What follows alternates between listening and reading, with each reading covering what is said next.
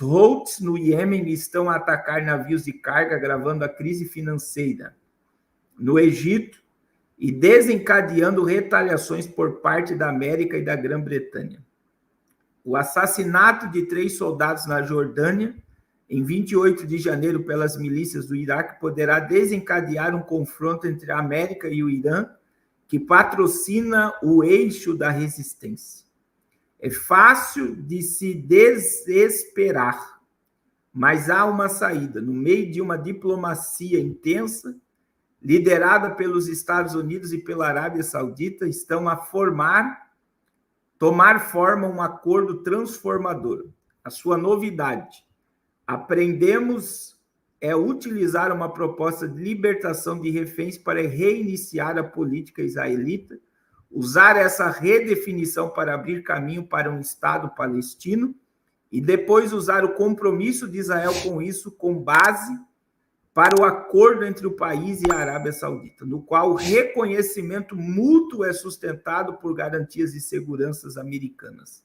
As autoridades dizem que a probabilidade de um acordo de reféns pode ser de 50% e, com isso em vigor, a probabilidade de um acordo saudita-israelense também pode ser de 50%. O prêmio está longe de ser certo, obviamente, mas promete uma nova arquitetura econômica e de segurança para o Oriente Médio. Irmãos, olha só, eles aumentaram o conflito para 10 países e agora a Arábia Saudita e os Estados Unidos estão fazendo um acordo para a libertação de reféns do Hamas e para que haja o Estado palestino e que haja um acordo de paz que mude o cenário do Oriente Médio. Então, veja que a capa da The Economist, que eles fazem o caos e agora eles vão implementar uma ordem e pode ter certeza que essa ordem que vai ser implementada agora trará o terceiro templo para Jerusalém. Trará o terceiro templo. O acordo trará o Estado palestino com o templo judeu.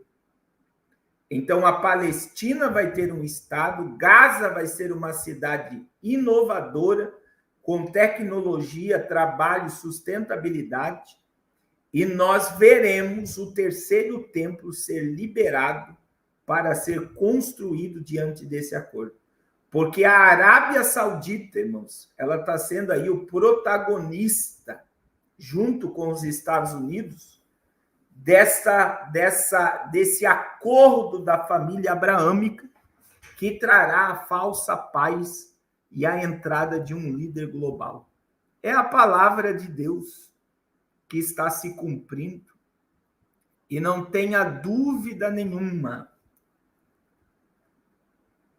que tudo isso está ligado ao arrebatamento da igreja. E, além de tudo isso está ligado ao arrebatamento da igreja, tudo isso está ligado ao juízo de Deus que se aproxima dessa terra. O grande e terrível dia do Senhor, ele está muito próximo. Muito próximo. O grande e terrível dia do Senhor está muito próximo. Muito. Muito. E aí nós temos um ano que as eleições americanas vai trazer Donald Trump para o governo americano. Jared Kushner se transformará.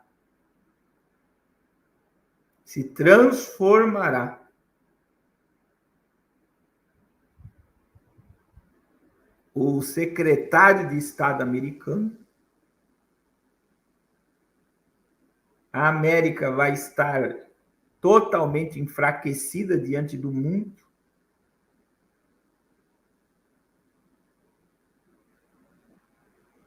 Então, olha o nível que nós estamos vivendo, irmãos.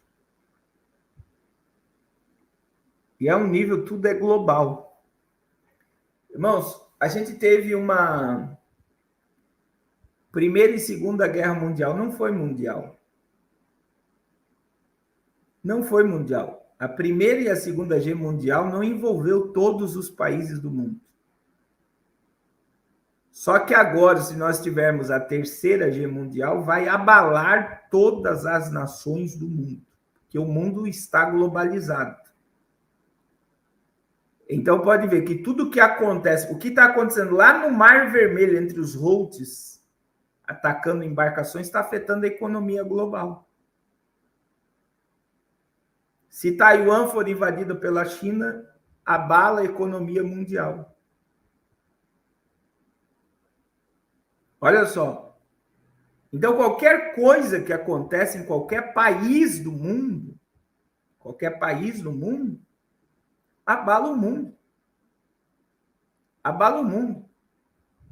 Aí, por exemplo, nós tivemos peste negra, tivemos outras enfermidades, mas nunca tivemos uma pandemia mundial, como aconteceu em 2020. Foi a primeira pandemia, porque todos os países do mundo tiveram que fechar. Então, nunca na história da humanidade nós tivemos o que aconteceu em 2020. Todos os países do mundo usaram máscara. Todas as pessoas do mundo foram proibidas de ir e vir. Foi todo o planeta Terra. O mundo parou. O mundo parou. Então, o que está acontecendo? Tudo que está acontecendo agora no mundo é global. A moeda digital que está sendo implantada em todas as nações do mundo, o dinheiro digital, é global. Controle mundial sobre todas as nações do mundo. Então, irmãos, nós estamos vendo o Apocalipse. Agora sim, nós estamos vendo o Apocalipse se armando diante dos nossos olhos. A minha visão sobre isso, imagine um cenário de um teatro sendo montado,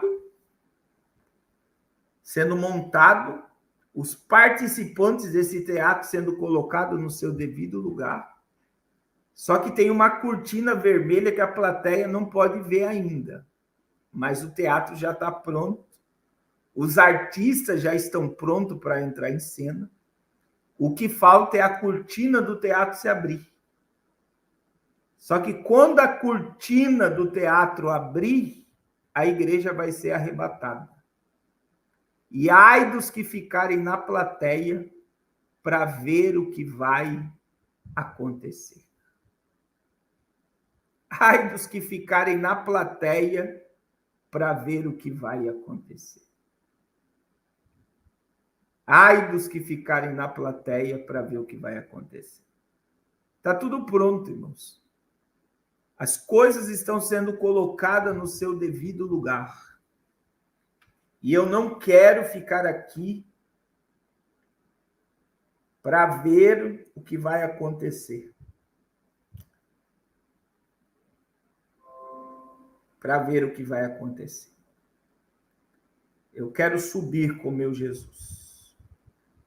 Eu quero ouvir o soar da trombeta. Aleluia. Glória a Jesus. Glória a Jesus. Glória a Jesus.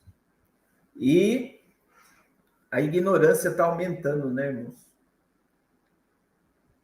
Eu tenho percebido isso. Eu tenho percebido que a cegueira está aumentando, que o ódio está aumentando, que as pessoas não querem enxergar, né? 90% do que as pessoas preparam para o futuro está ligado somente a essa terra, as coisas dessa terra. E a Bíblia diz que o mundo passa e a sua concupiscência.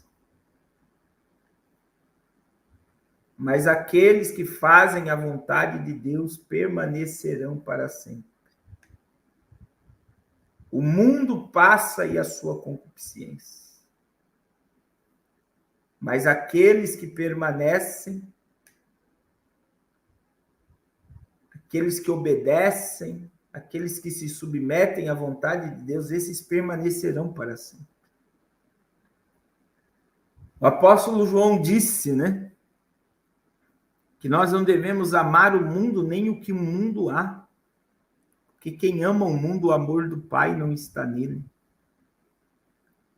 E infelizmente as pessoas amam o mundo, irmãos. As pessoas amam essa terra. As pessoas amam as coisas mais do que pessoas.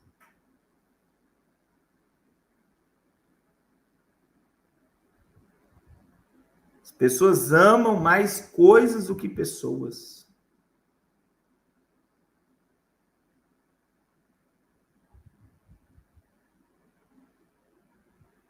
E aí, eu vejo que um dos desafios que nós estamos vivendo, né, irmãos? Eu estava pensando sobre essa questão aí de fugir do Apocalipse. Eu até cheguei a pensar num algoritmo que programou pessoas para fugir do Apocalipse. Por quê? Porque nos Estados Unidos, há muito tempo se vende comida que dura 30 anos. Há muito tempo é vendido. Só que agora está vendendo mais, né? Aquelas comidas enlatadas que duram 30 anos, que são comidas que as pessoas armazenam, algumas têm os seus bunkers, né? A maioria, muitas casas americanas têm aqueles porão, e as pessoas armazenam essa comida se preparando para que algo possa acontecer. Aí eu não sei se tem alguém aqui que é mormon ou alguém que já foi mormon. Você sabe que todas as igrejas dos mormons, do senhor Joseph Smith, tem lá guardada um monte de comida, porque eles se preparam para o Apocalipse. Na igreja adventista, as crianças fazem escoteiro. Existe um nome para os escoteiros lá da igreja adventista, que eu não lembro o nome, mas muita gente não sabe que os escoteiros da igreja adventista são preparação para a sobrevivência ao Apocalipse. Ao Apocalipse. Então, veja, a igreja adventista prepara crianças e adolescentes e jovens a viver sem tecnologia, iluminação. Os desbravadores, obrigado, irmão Márcio, desbravadores da igreja adventista é para ensinar as crianças a viver o Apocalipse. E aí nós temos filmes, né, que mostram as pessoas se fugindo do Apocalipse. E aí tem agora, né, muitos pastores que estão ensinando as pessoas que queiram fugir do Apocalipse. E aí eu fico pensando na minha mente até que ponto. Primeiro que eu tenho falado isso aqui, irmãos, e não é para guerrear contra ninguém. Eu não encontro embasamento bíblico nenhum para isso. Esse é o meu grande questionamento. Não tem base bíblica fugir do Apocalipse. Não tem. Você não tem respaldo bíblico. Principalmente no Novo Testamento. Você não tem.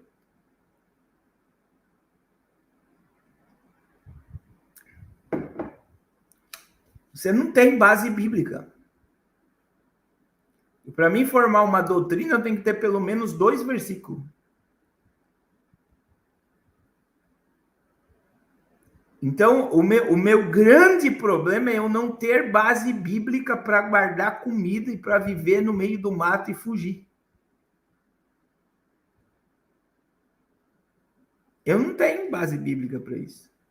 E se você pegar o sermão, né, que para fugir, quando Mateus 24 diz, é o cerco do ano 70. Foi a destruição de Jerusalém, é um juízo que Jesus profetizou em Mateus 23. Mateus 23, Jesus falou do que iria acontecer, E Mateus 24, em Mateus 24, ele fala do que iria acontecer com o cerco de Jerusalém, que aconteceu no ano 70. Jerusalém ficou deserta.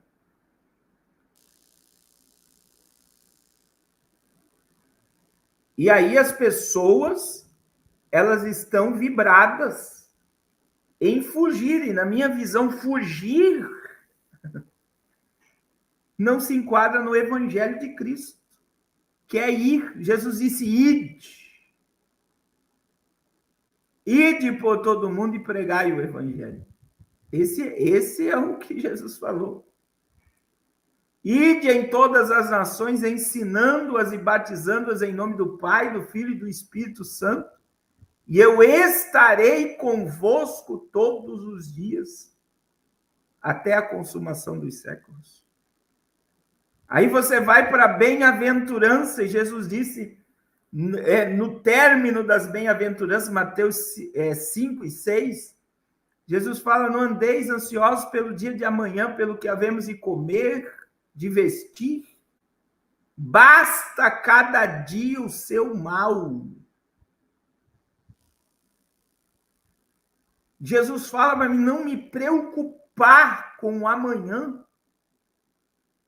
para eu viver o agora, o hoje, porque cada dia basta o seu mal. E aí Jesus manda eu olhar para os lírios do campo, para as aves do céu, e ele disse, Deus cuida das aves e do lírio, quanto mais não cuidará de vós, homens de pequena fé. E aí eu fico pensando que eu não tenho base para chegar aqui e gerar um pânico na mente das pessoas. Eu não tenho base bíblica.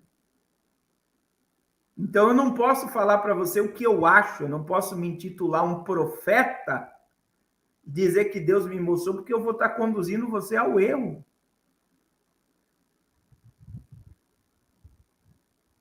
Eu vou estar conduzindo você ao erro. Né? E tem um versículo da Bíblia, irmãos. Tem dois versículos, né? Em Atos,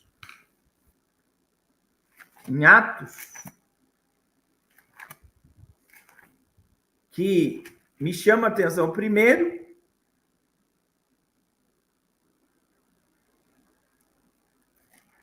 é Atos capítulo 4.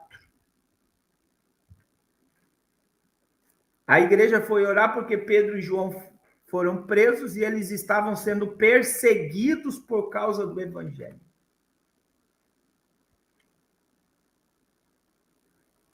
Perseguidos por causa do evangelho. Aí olha o que diz a Bíblia, eles estavam sendo perseguidos por causa do evangelho. Daí a igreja foi orar. Aí no versículo 29 de Atos 4 diz assim, agora, Senhor, olha para as suas ameaças e concede aos teus servos que anunciem com toda intrepidez a tua palavra. E quando estenderes as mãos para fazer curas, sinais e prodígios por intermédio do teu nome santo, pelo nome do teu santo servo Jesus. E tendo eles orado, tremeu o lugar onde estavam reunidos, e todos ficaram cheios do Espírito Santo, e com intrepidez anunciava a palavra de Deus. Irmãos, em vez de eles dizer, dai-nos condições de fugir, versículo 29, ele diz, dai-nos ousadia para pregar a tua palavra. Dai-nos ousadia. Ousadia. Agora veja bem, irmãos. Você vai ver que os apóstolos foram presos em Atos capítulo 5.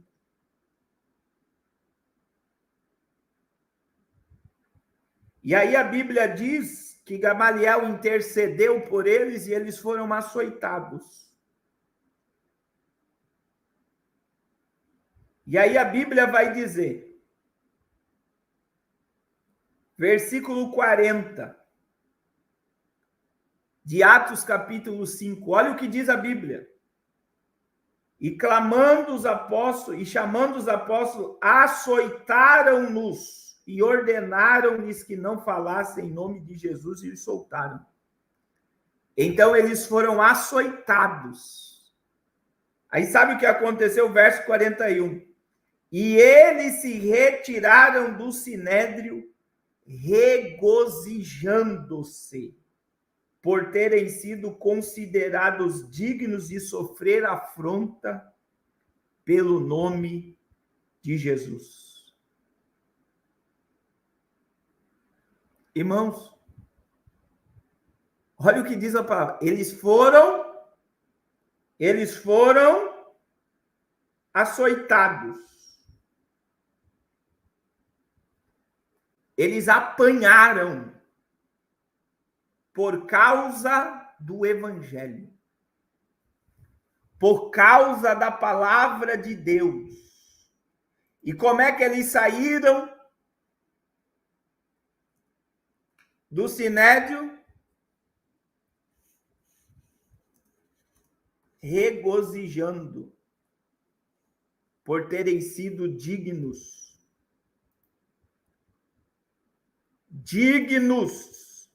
de sofrer por causa do nome de Jesus.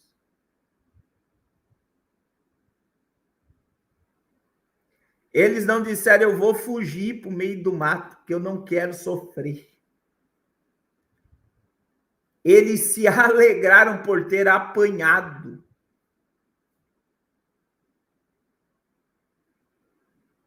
Por ter se considerado dignos de sofrer afrontas por causa do nome de Jesus. Aí, irmãos, vamos ler 2 Coríntios, capítulo 11, versículo 16 a seguir.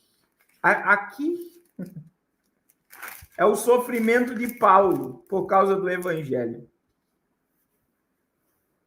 Isso aqui é o sofrimento do apóstolo Paulo por pregar o evangelho, por pregar a verdade, por pregar a palavra de Deus.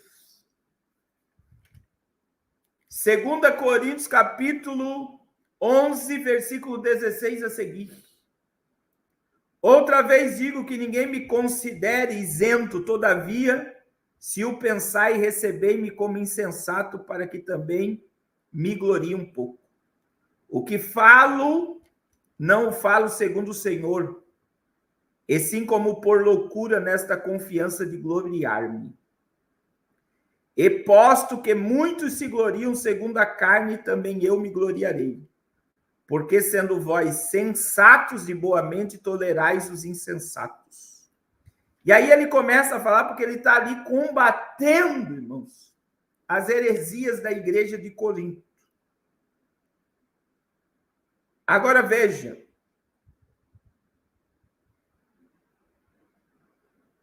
O que ele vai dizer no verso 23 a seguir. Isso aqui é o sofrimento de Paulo por causa do evangelho. São ministros de Cristo, falo como de fora de mim. Eu ainda mais, em trabalhos muito mais, em prisões, em açoites sem medida, em perigos de morte muitas das vezes. Aí olha o que Paulo passou aqui, ó. Olha o que Paulo disse. 5 vezes recebi dos judeus uma quarentena de açoites menos 1, 39 chicotadas. Então, se Paulo foi chicoteado 5 vezes, ele levou, olha só, irmãos, deixa eu até calcular aqui, porque são 39, né? Eles não davam 40 chicotadas, ele levou 195 chicotadas. Ele foi açoitado 195 vezes por causa do evangelho. Aí ele diz, fui 3 vezes fustigado com varas. Uma vez eu fui apedrejado. Passei por 3 naufrágios. Uma noite e um dia passei na voragem do mar. Em jornada, muitas vezes, em perigo de rios, em perigos de salteadores, em perigos entre patrícios, em perigo entre gentios, em perigos na cidade, em perigos no deserto, e em perigos no mar, e em perigos entre os falsos irmãos.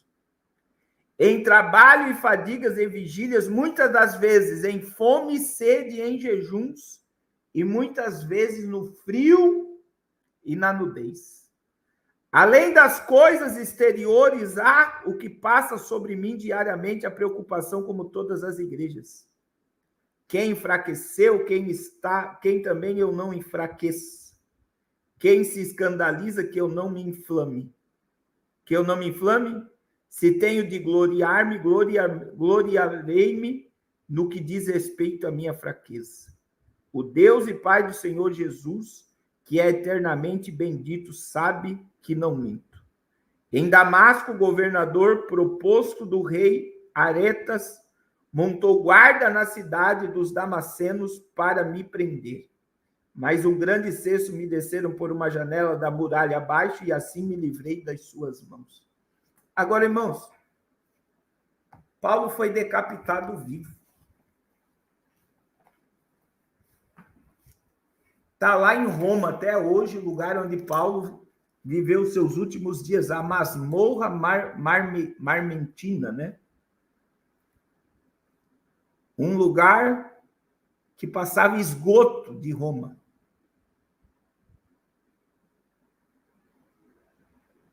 Ele estava preso por causa da palavra. Eu não vejo base bíblica para fugir. Eu não vejo, irmãos.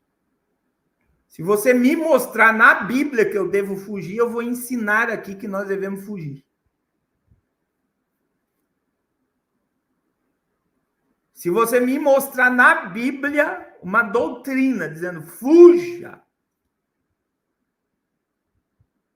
porque vocês serão perseguidos. Se você me mostrar na Bíblia, base bíblica, doutrinária, não me venha com achismo. Não tem, meu irmão. Não tem. Você vê que João, que teve a revelação do Apocalipse, eu não sei se alguém aqui já estudou sobre a ilha de Patmos, mas muitos teólogos afirmam que João,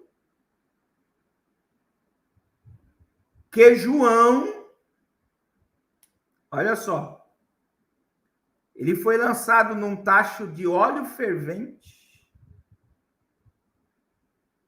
e foi lançado em Patmos para morrer. Domiciliano diz: acabei com o apóstolo João. Mas na ilha de Patmos, João teve a maior revelação de todos. Ele estava preso na ilha.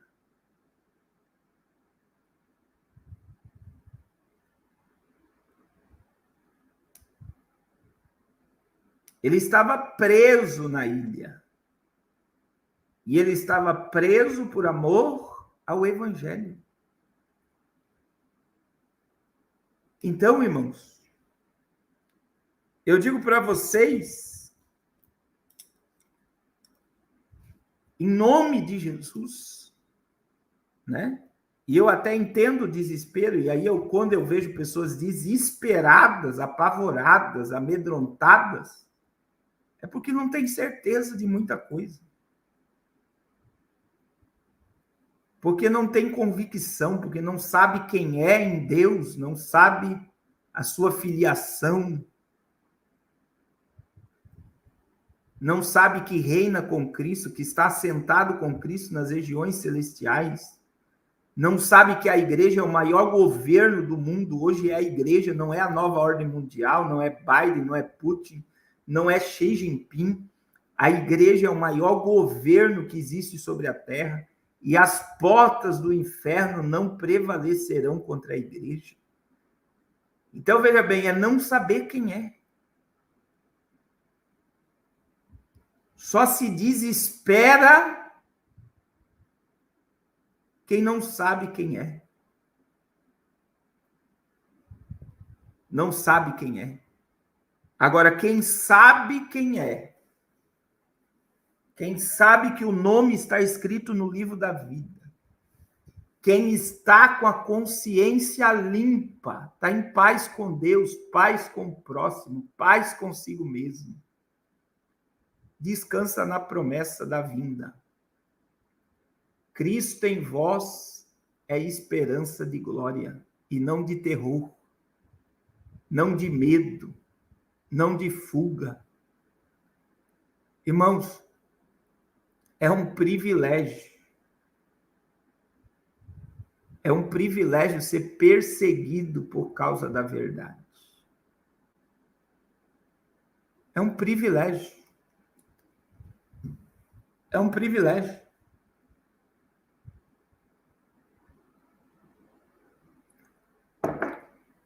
É um privilégio ser crente nessa geração. É um privilégio. Glória a Jesus. Glória a Jesus. Glória a Jesus. Glória a Jesus. É um privilégio. É um privilégio. Saber que eu vou ser arrebatado antes da tribulação é um privilégio. É um privilégio. Irmãos, o irmão Miros ali falou dos mártires da grande tribulação. Mártires da grande tribulação são aqueles que morrerão e ficarão debaixo do trono. Apocalipse 6, 9 e 10. Irmãos, mártires da tribulação não participam do tribunal de Cristo. Mártires da grande tribulação não recebem galardão. Mártires da grande tribulação não se assentarão na mesa com Abraão, Isaque e Jacó. Mártires da grande tribulação ficarão debaixo do altar até a ressurreição deles em Apocalipse, capítulo 20, versículo 4. Os mártires serão ressuscitados e reinarão com Cristo. Os mártires da grande tribulação não terão o privilégio da igreja. É por isso que João disse: bem-aventurado os que lavam as suas vestes no sangue do Cordeiro e entram no céu pelas portas da graça. Bem-aventurado são aqueles que lavam as suas vestiduras no sangue do Cordeiro e entra no céu pela porta da graça. Nós temos os mártires que ressuscitarão no arrebatamento da igreja, e nós temos os mártires da tribulação e da grande tribulação. E os mártires da tribulação e da grande tribulação, vou repetir, não serão galardoados. Os mártires da grande tribulação não se assentarão nas boldas do Cordeiro com Abraão, Isaque e Jacó. Eles ficarão debaixo do trono, e aí a Bíblia diz, tribulação. E aí a Bíblia diz, e eu vou ler esse texto para nós terminarmos a live. Eu tenho que voltar a dar estudo do Apocalipse. Eu vou começar um estudo, irmãos, do tabernáculo e o Apocalipse. Eu estou preparando ele já. Todos os utensílios do tabernáculo. Agora, olha os mártires da grande tribulação aqui, irmãos. Apocalipse 20, versículo 4. Olha a igreja e os mártires. Vi também tronos, e nesses assentados aqueles os quais foi dada a autoridade de julgar. Agora, olha o que diz a palavra aqui, ó. Os mártires. Vi ainda as almas dos decapitados por causa do testemunho de Jesus, bem como por causa da palavra de Deus, tantos quanto não adoraram a besta, nem tampouco a sua imagem, não receberam a marca na fronte e na mão, e viveram e reinaram com Cristo durante 1000 anos. Os mártires ressuscitarão. Por quê? Porque foram salvos pelo testemunho, pela palavra, por não adorarem a besta, não adorarem a imagem, não receberem a marca na fronte e na mão. Esses que morreram por causa da verdade na tribulação eles ressuscitarão e reinarão com Cristo. Pastor, aonde está a igreja aqui? Vi tronos e nestes assentados-se aqueles os quais foi dada a autoridade de julgar. A igreja estará no governo do reino milenial com Cristo. Apocalipse 5, 9 e 10. 5, 8, 9 e 10, né? Digno és de tomar o livro e de abrir os seus 7 selos, porque foste morto e com o teu sangue compraste para Deus homens de todos os povos, línguas, tribos e nações, e para o nosso Deus os fizestes reis e sacerdotes. E olha o que a Bíblia diz, está lá no versículo 10 de Apocalipse 5. Para o nosso Deus fizeste deles reis e sacerdotes, e eles reinarão sobre a terra. Nós estaremos no governo do milênio. Os mártires entrarão no milênio. Eles entrarão no reinado. Mas o poder de governo estará sobre aqueles que estarão assentados no trono. No trono. No trono. Glória a Deus. Glória a Deus. Glória a Jesus. Glória a Jesus. Glória a Jesus. Aí o irmão está dizendo que Deus mandou José guardar alimento e ele ao mesmo não mudou. José salvou o mundo da época. Tempos diferentes e momentos diferentes. Uma coisa é você ter alimento para salvar o mundo. Outra coisa é você pensar só em você sem pensar no próximo. Sentimentos egoístas e quem quer enterrar talento e fugir da verdade. Oh, glória! Irmãos, é muito forte o poder da palavra, né? Muito forte. Eu amo a palavra de Deus. E quem vive pela palavra não teme. Não teme o futuro. Não teme o futuro. Glória a Deus. Glória a Jesus. Glória a Jesus. Glória a Jesus. Quem vive pela palavra de Deus se alegra por ver a profecia se cumprindo. Eu me alegro, irmãos. Eu regozijo por ver essa palavra se cumprir. É glorioso ver essa palavra. Glória a Deus, glória a Deus, glória a Deus. A palavra de Deus é fiel. E nós estamos firmados nessa palavra. E quem está firmado nessa palavra, pode vir vento, tempestade, tormenta, permanece de pé. Glória a Deus. Irmãos, eu vou orar pela sua vida. Não deixe de enviar a sua oferta ao projeto Arrependa-se. Nos ajude esse mês. Nos ajude. Porque nós temos muitos compromissos com a obra de Deus. Amém? Pai, muito obrigado por mais essa live. Que o teu povo venha entender, Pai, a descansar na tua presença. Porque a tua palavra que diz que aquele que habita no esconderijo do Altíssimo, a sombra do Onipotente descansará. O nosso lugar é na tua presença, Senhor. Aleluia. O nosso conforto é a tua presença, Pai. Nos dá discernimento e sabedoria para entendermos o propósito do Senhor. Ó Deus, a tua vontade. Não é tempo de fugirmos, é tempo de ir para a guerra, é tempo de arrancarmos as almas das garras de Satanás e transportá-la para o teu reino. É tempo, Senhor, de o Senhor levantar os ceifeiros das últimas horas, da 11ª hora. Nós estamos aqui, Senhor. Não nos deixa viver um cristianismo sem Cristo, um cristianismo sem compromisso com a tua palavra. Não nos deixa ficar desesperados, Espírito Santo, mas nos dá armas e autoridade para propagarmos este evangelho até que o Senhor venha. Nos dá graça, Senhor, para manter as nossas vestes brancas. Nos dá graça, Senhor, para termos azeite na lamparina. Nos dá graça, Deus. Nos dá graça para não olharmos nem para a direita e nem para a esquerda. Nos dá graça, Senhor. Nós precisamos de Ti, Pai. Nos ajuda. Nos fortalece. Em nome de Jesus. Em nome de Jesus. Amém.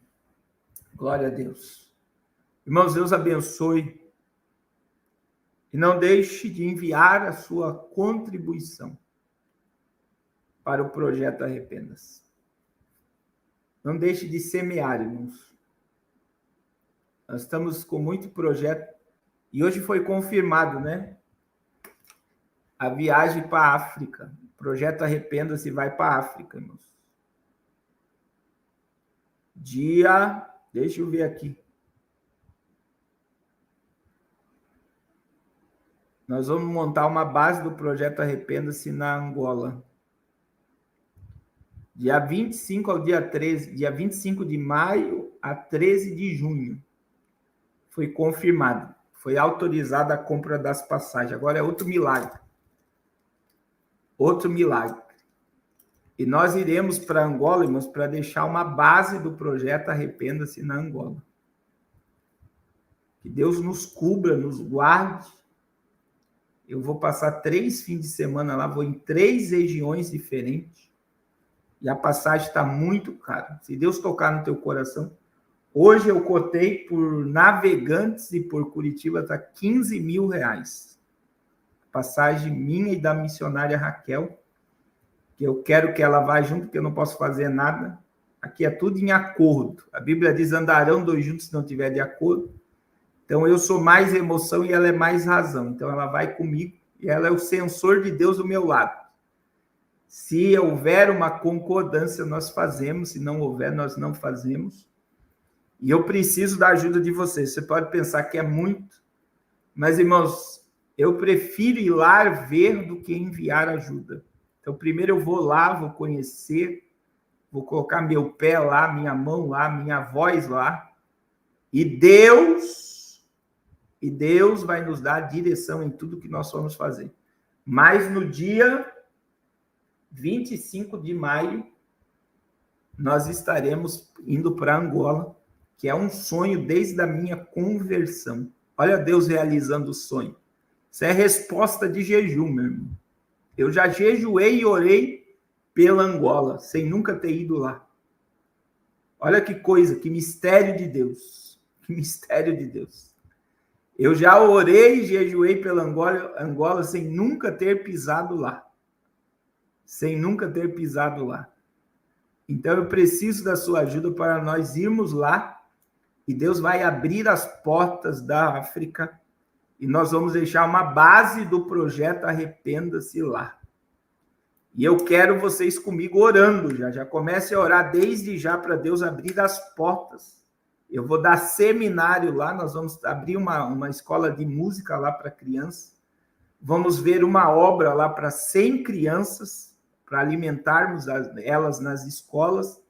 E vou pregar na rua, lá, com caixa de som igual aqui no Brasil. Deus vai fazer milagres. Amém? Deus abençoe a todos. Oh, Jesus, está queimado. Deus abençoe a todos. Amanhã à noite nós temos live, vai ser uma bênção. Deus abençoe a todos em nome de Jesus. Deus abençoe.